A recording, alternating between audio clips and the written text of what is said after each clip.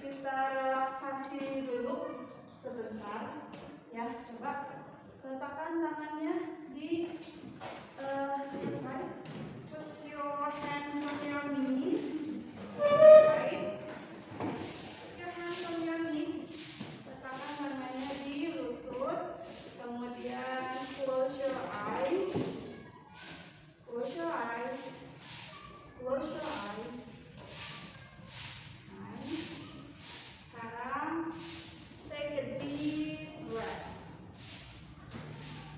Ambil nafas yang panjang. Kalau ibu bilang inhale, berarti tarik nafas, ya. Lalu release. Kalau ibu bilang exhale, release, ya. Keluarkan nafasnya. Inhale, exhale. Sekali lagi, inhale, exhale. Masih pejamkan matanya. One more time. Inhale, exhale. Pikirkan dalam hati kalian bahwa pikirkan bahwa kalian bisa, kalian sanggup menghadapi semua tantangan dalam belajar. Katakan pada diri kalian bahwa kalian bisa. Saya bisa. Saya bisa. Kemudian amati dalam pikiran kalian apa yang terjadi di hari ini, kekurangannya, kelebihannya. Terima dan katakan kalian bisa. Saya bisa. Satu kali lagi, one more time. Inhale, tarik nafas, keluarkan perlahan. Sudah? Boleh dibuka kembali matanya. Sudah siap belajar? Siap. Oke, now sekarang kita masuk ke pembelajarannya. Minggu lalu itu sudah menjelaskan tentang recap text, ya.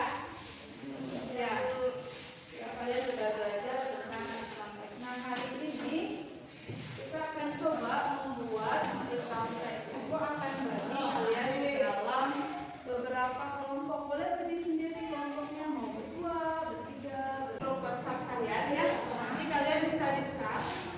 Ada contohnya berupa video, ya. Ibu kirim lewat WA. Kemudian audio, ya, podcast. Ada ibu nemuin podcast berisi tentang recap text. Kemudian audio sama podcast, video dan teksnya aku sudah kirimkan, ya.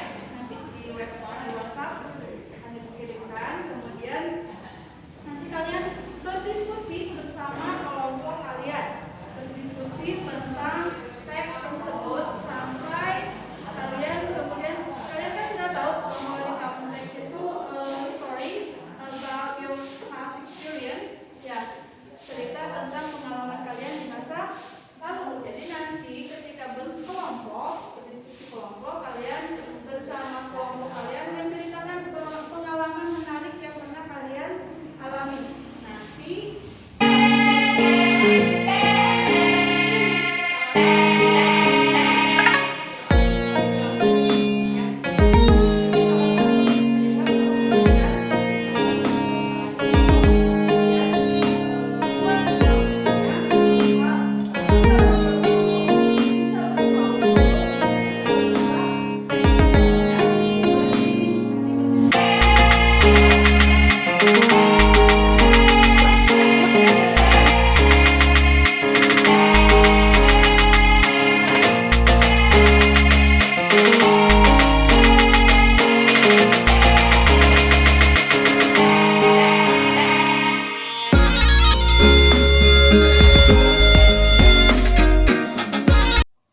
Assalamualaikum warahmatullahi wabarakatuh. Saya Dewi Kartika Adrianti, calon guru penggerak Kabupaten Bogor Angkatan 4. Dalam refleksi kali ini saya akan menceritakan tentang pengalaman saya menerapkan pembelajaran diferensiasi dan pembelajaran sosial emosional di kelas. Dalam menerapkan pembelajaran berdiferensiasi dan pembelajaran sosial emosional, saya mencoba menggunakan metode STOP saat pergantian pembelajaran agar siswa bisa kembali fokus untuk belajar menerima pembelajaran berikutnya. Selain itu, saya juga memberi kesempatan untuk siswa mengemukakan pendapatnya di akhir sesi pembelajaran sebagai sarana refleksi untuk meningkatkan kesadaran sosial dan emosional siswa. Perasaan saya setelah mensimulasikan pembelajaran berdiferensiasi juga pembelajaran sosial emosional, saya merasa utuh dan bisa berbaur bersama siswa dalam suasana pembelajaran yang lebih berkesan. Di sisi lain, karena di sana siswa banyak sekali bercerita, berkisah tentang dirinya, tentang permasalahannya, bahkan kepada seharusnya pembelajaran berdiferensiasi dan pembelajaran sosial emosional harus mengalir secara alamiah. Setelah kita berinteraksi dengan siswa, maka kita akan dengan sendirinya pembelajaran itu akan muncul. Dengan sendirinya ketika kita berinteraksi, menemukan masalah, menemukan problem, kita di situ akan bisa mengasah kembali kompetensi sosial emosional yang kita miliki begitu. Kemudian perasaan saya lagi selain yang tadi itu, kemudian saya juga merasa pembelajaran lebih berkesan karena di situ saya sudah bisa berbaur dengan siswa, dan ketika saya berbaur, ketika saya berkeliling, saya punya tujuan. Tujuannya apa? Tujuannya mendengar, melihat, mengobservasi kegiatan siswa saya. Selain aktivitas mereka, saya juga bisa mengobservasi ekspresi mereka, ya, ekspresi emosi, kesadaran mereka. Saya bisa mengobservasi emosi mereka, saya bisa mengobservasi tingkah laku mereka, karakter mereka ketika ada kegiatan di kelas begitu. Saya tadinya yang biasanya tidak terlalu mengamati, sekarang setelah pembelajaran mendapatkan materi tentang pembelajaran sosial dan emosional, saya lebih mengamati siswa saya, karakternya seperti apa. Saya bawa catatan kecil supaya saya bisa mencatat hal-hal kecil apa yang terjadi yang bisa saya refleksikan juga nanti ketika di akhir pembelajaran gitu. Dan seharusnya dilakukan lebih banyak lagi pembelajaran berdiferensiasi maupun pembelajaran sosial emosional, karena saat ini masih terkendala jam belajar yang masih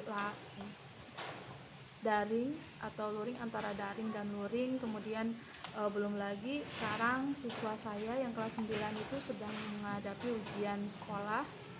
Kemudian selain itu kelas 8 juga libur. Kemudian bentar lagi mereka akan menghadapi PAT. Jadi semakin sedikit kesempatan untuk mengaplikasikan pembelajaran berdiferensiasi dan pembelajaran sosial emosional. Oleh karena itu seharusnya kami seharusnya bisa mengoptimalkan waktu-waktu injury time ini untuk lebih menggali potensi siswa kita, untuk lebih memanfaatkan dan menerapkan pembelajaran berdiferensiasi serta pembelajaran sosial emosional dalam kegiatan pembelajaran berikutnya. Nah, itu saja. Semoga dengan begitu nanti ketika yang kelas 8 naik ke kelas 9 dan kelas 9 lulus, mereka ada kesan tersendiri sudah belajar dengan metode-metode yang sudah saya terapkan begitu, sehingga nanti akan dicapai sehingga nanti output dari siswa kami adalah siswa-siswa yang memiliki kecerdasan emosional dan kecerdasan sosial yang baik begitu. Untuk itu diperlukan kerja keras, diperlukan tanggung jawab, diperlukan juga latihan terus-menerus agar pembelajaran sosial emosional ini bisa saya terapkan. Belum lagi saat ini kelas 9 sedang ujian, sehingga waktu pertemuan, waktu pembelajaran pun berkurang nanti tentunya. Kemudian belum lagi siswa kelas 8 juga sekarang sedang libur, kemudian berikutnya akan menghadapi penilaian akhir tahun, sehingga kami sebagai guru seharusnya bisa mengoptimalkan waktu-waktu injury time ini untuk lebih bisa memanfaatkan dan menerapkan pembelajaran berdiferensiasi dan pembelajaran sosial emosional dalam kegiatan pembelajaran berikutnya. Nah, baik, itu saja dari saya sebagai refleksi. Jadi yang harus saya lakukan saat ini dan seterusnya adalah membuat strategi-strategi pembelajaran yang bisa membuat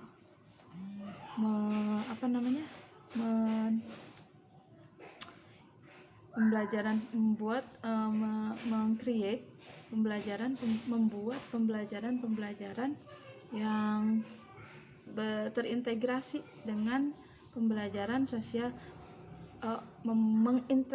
mengintegrasikan pembelajaran berdiferensiasi serta pembelajaran sosial emosional ke dalam kegiatan KBM saya sehari-hari, baik di SMP maupun di SMA dan SMK begitu. Itu saja sepertinya dari saya. Saya cukupkan sekian. Semoga ilmu tentang pembelajaran berdiferensiasi dan pembelajaran sosial emosional ini bisa saya terus terapkan dalam pembelajaran sehari-hari. Terima kasih. Wabillahi taufiq wal hidayah. Wassalamualaikum warahmatullahi wabarakatuh. Terima kasih. Wassalamualaikum warahmatullahi wabarakatuh.